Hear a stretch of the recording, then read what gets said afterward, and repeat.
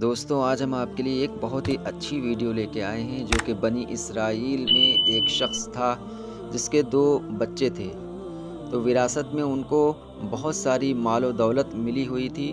تو باپ کا انتقال ہونے کے بعد 2 بھائی رہ گئے تھے، تو ایک بھائی نے اپنے بھائی کا قتل وراثت کے چکر میں کر دیا۔ تو اس پر موسیٰ علیہ السلام نے ایک گائے کے ذریعے اس کے بھائی کو زندہ کروایا تھا۔ اسی واقعے کے بارے میں ہم بات کرنے والے ہیں، آپ لوگ ویڈیو میں بنے رہیے۔ تو چلیے ویڈیو کو شروع کرتے ہیں۔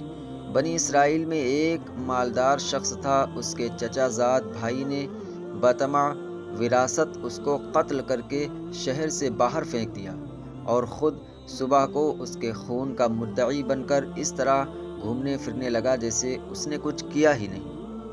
تو لوگوں نے حضرت موسیٰ علیہ السلام سے عرض کیا کہ آپ دعا فرمائیں کہ اللہ تعالیٰ اس بات کو ظاہر فرما دے۔ اس پر خدا کا حکم ہوا کہ ایک گائے ذبح کرو، اور اس گائے کا ایک ٹکڑا اس مقتول کو، یعنی جس کو قتل کیا گیا ہے، اس کو مارو، تو مقتول زندہ ہو کر خود ہی بتا دے گا کہ اس کا قاتل کون ہے۔ لوگوں نے یہ بات سن کر حیران ہو کر پوچھا کہ کیا یہ مذاق تو نہیں؟ حضرت موسیٰ علیہ السلام نے فرمایا معاذ اللہ، کیا میں کوئی ایسی فضول بات کروں گا؟ میں بالکل صحیح کہہ رہا ہوں۔ لوگوں نے پوچھا تو پھر فرمائیے گائے کیسی ہو؟ حضرت موسیٰ علیہ السلام نے فرمایا خدا فرماتا ہے کہ نہ بہت بوڑھی ہو اور نہ بالکل نو عمر، بلکہ ان دونوں کے بیچ میں ہو۔ لوگوں نے کہا خدا سے یہ بھی پوچھ دیجئے کہ اس کا رنگ کیا ہو۔ فرمایا خدا فرماتا ہے کہ ایسے پیلی گائے ہو جس کی رنگت ڈبڈباتی اور دیکھنے والوں کو خوش کر دینے والی ہو۔ لوگوں نے پھر کہا کہ گائے کی ہر حیثیت کے متعلق ذرا تفصیل سے پوچھ دیجئے، ایسا نہ ہو کہ ہم سے کوئی غلطی ہو جائے۔ حضرت موسیٰ علیہ السلام نے فرمایا خدا فرماتا ہے کہ ایسی گائے ہو جس سے کوئی خدمت نہ لی گئی ہو، نہ ہل جوتی گئی ہو، اور نہ اس سے کھیتی کو پانی دیا گیا ہو، اور بے عیب ہو، جس میں کوئی داغ نہ ہو۔ اب وہ لوگ اس قسم کی گائے کی تلاش کرنے لگے، مگر ایسی گائے کا ملنا مشکل تھا۔ ہاں ایک گائے کے متعلق انہیں پتہ چلا کہ وہ گائے کے ان صفات سے موصوف ہے۔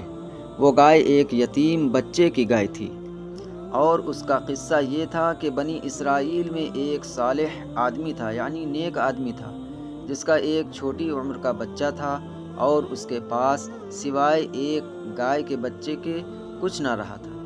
اس نے ایک بچیا کی گردن پر مہر لگا کر اسے چھوڑ دیا، اور بارگاہ حق میں عرض کیا کہ اے اللہ، میں اس بچیا کو اپنے بیٹے کے لیے تیرے پاس امانت رکھتا ہوں۔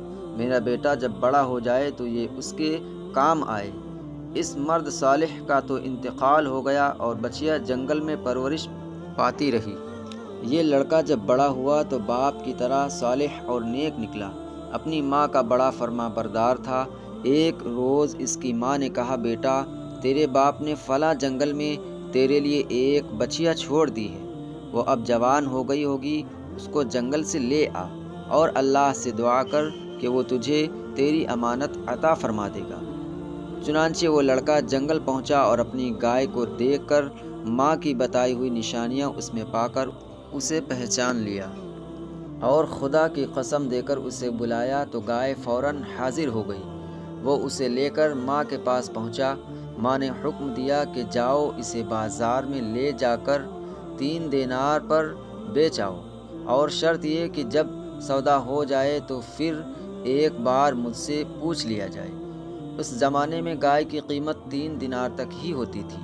وہ لڑکا گائے لے کر بازار پہنچا تو ایک فرشتہ خریدار کی شکل میں آیا، اور اس گائے کی قیمت 6 دینار لگا دی، مگر اس شرط سے کہ لڑکا اپنی ماں سے اجازت لینے نہ جائے، یہیں کھڑے کھڑے خود ہی بیچ ڈالے۔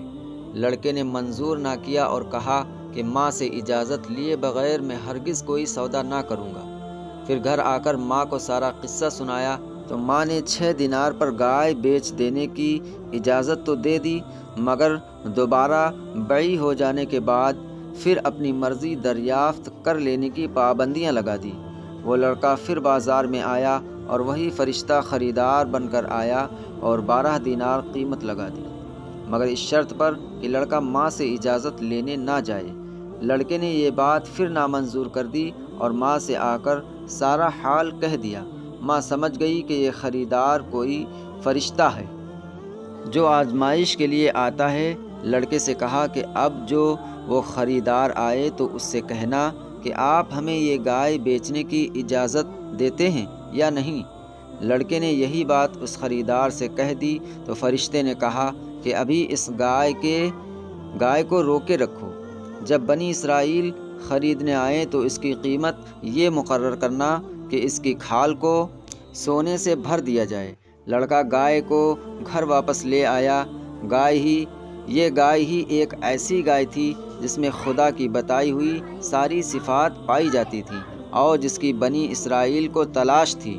چنانچہ بنی اسرائیل کو اس گائے کا پتہ چلا تو مکان پر پہنچے تو اس گائے کی یہی قیمت مقرر ہوئی کہ اس کی کھال کو سونے سے بھر دیا جائے، اور حضرت موسیٰ علیہ السلام کی ضمانت پر وہ گائے بنی اسرائیل کے سپرد کر دی گئی، اور بنی اسرائیل نے اسے ذبح کر کے اس کے گوشت کا ایک ٹکڑا اس مقتول کی، یعنی جس کو قتل کیا گیا، اس کی لاش پر مارا تو وہ زندہ ہو کر کہنے لگا کہ مجھے میرے چچا زاد بھائی نے قتل کیا ہے۔